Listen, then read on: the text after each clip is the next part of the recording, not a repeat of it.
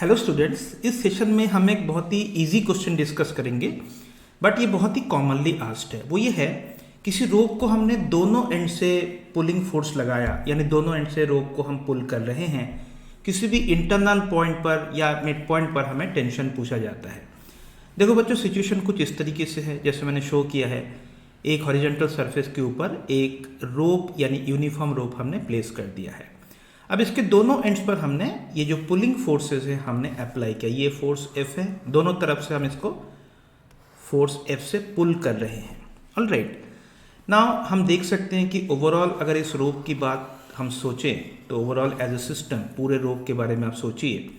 इस पर net force कितना है बच्चों बताइए। हम कहेंगे इस पर नेट फोर्स है 0, तो इस पर नेट फोर्स है 0। नेट फोर्स 0 होने की वजह से रोप का एक्सेलरेशन हम कह सकते हैं कंफर्म 0, यानी एक्सेलरेशन किसी भी पार्ट का, अगर रोप का ही एक्सेलरेशन 0 है बच्चों तो किसी भी पार्ट का एक्सेलरेशन भी 0 होनी चाहिए। अब मान के चलो हमें निकालना है कि मिड पॉइंट पर, जो रेड डॉट मैं दिखा रहा हूँ देखो, ये मिड पॉइंट है रोप का, ठीक है।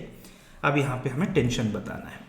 वैसे हम सभी जानते हैं कि टेंशन को हमेशा शो करना होता है along the length and away from the ends. तो इसी चीज़ को मानते हुए हमने दोनों तरफ से इस तरीके से टेंशन को शो कर दिया। मान के चलो बच्चों, ये टेंशन हो गया और एक्शन रिएक्शन पेयर में इस तरीके से हमने टेंशन को शो कर दिया है, ठीक है। अब देखो, टेंशन एक इंटरनल फोर्स है, अंदर ही अंदर दो क्रॉस सेक्शन के बीच जो इंटरनल फोर्स है। इसे पता करने के लिए हम क्या करते हैं, इस रोप को मान के चलो यहाँ पे मिड पॉइंट के अबाउट हम इसको परपेंडिकुलर टू द लेंथ दो टुकड़ों में डिवाइड कर देते हैं। ओके, अब इनमें से किसी एक पार्ट के फ्री बॉडी डायग्राम से हम टेंशन निकाल पाएंगे। बच्चों, इसको कट करने के बाद आप एनालिसिस करो कि इस रोप का जो लेफ्ट हैंड साइड वाला पार्ट है, इसका लेफ्ट हैंड साइड वाला पार्ट हम इस तरीके से शो कर सकते हैं। देखिए बच्चों, ये देखो, ये लेफ्ट हैंड साइड वाला पार्ट हो गया। रोप को हमने एग्जैक्टली मिड पॉइंट पे इस तरीके से कट किया है। अब इस पर क्या क्या फोर्सेस है बताइए। इस पर एक्सटर्नल फोर्स, बाहर से हमने लेफ्टवर्ड्स F फोर्स लगाया, और जो मिड पॉइंट है वहाँ पर जो टेंशन है उसको हम इस तरीके से दिखा सकते हैं। ये देखिए टेंशन, ये है टेंशन, बस ये दोनों ही फोर्स है।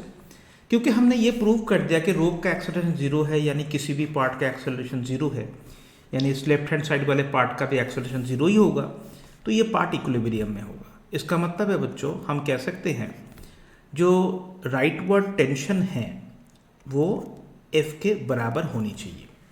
सिर्फ मिड पॉइंट ही नहीं स्टूडेंट्स, इस रोप के किसी भी इंटरनल पॉइंट पर, मान के चलो अगर आप इस पॉइंट की बात करते हो, कोई भी इंटरनल पॉइंट, इसमें लेफ्ट हैंड साइड वाला पार्ट थोड़ा सा कम लेंथ का है, तो भी आपको वही रिजल्ट मिलने वाला है। तो ये पॉइंट आप ज़रूर याद रखिएगा। और यही कंसेप्ट हम टग ऑफ वॉर में भी लगा सकते हैं। टग ऑफ वॉर में देखो, यहाँ पे दो आदमी जो है रोप को पुल कर रहा है दोनों तरफ से, और मान के चलो बिल्कुल बैलेंसिंग सिचुएशन है, यानी ये जो मैन है ये रोप को अपनी ओर, दोनों ही अपनी ओर पुल कर रहा है ऐसे F और F फोर्स से, ठीक है बच्चों।